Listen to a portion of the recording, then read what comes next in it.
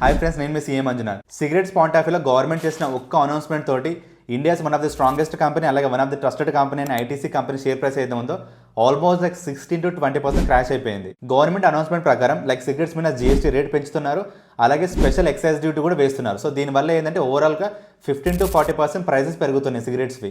అందులోనూ ఐటీసీకి ఈ cigarette segment అనేది ఎంత ఇంపార్టెంట్ అంటే ఈ కంపెనీకి హైయెస్ట్ ప్రాఫిట్ కాంట్రిబ్యూటర్ ఈ సిగరెట్ సెగ్మెంటే. అందుకే ఈ company point of view investors ఎవరైతే ఉన్నారో అంత అగ్రెసివ్గా రియాక్షన్ ఇచ్చారు. సో వన్స్ ఇలాంటి అనౌన్స్మెంట్ వచ్చిన తర్వాత, ఇలాంటి మార్కెట్ రియాక్షన్ చూసిన తర్వాత చాలా మంది ఇన్వెస్టర్స్కి వస్తున్న డౌట్ ఏంటంటే, so ITC company without tobacco, without cigarettes grow అవ్వలేదా? దానికి వేరే ఆల్టర్నేటివ్స్ లేవా? ఈ అనౌన్స్మెంట్ పాయింట్ ఆఫ్ వ్యూలో కంపెనీకి ఫ్యూచర్లో రెవెన్యూ పాయింట్ ఆఫ్ వ్యూలో కానీ లేదా ప్రాఫిట్ పాయింట్ ఆఫ్ వ్యూలో కానీ ఎంత ఎఫెక్ట్ కనిపించవచ్చు. ఇవన్నీ కాకుండా కూడా కంపెనీ అనేది ఫండమెంటల్గా ఎంత స్ట్రాంగ్ ఉంది. క్వశ్చన్స్ అన్నిటికీ కూడా డీటెయిల్డ్ ఆన్సర్స్, డీటెయిల్డ్ అనాలిసిస్ మన యూట్యూబ్ ఛానల్లో ఒక వీడియో అప్లోడ్ చేశాం.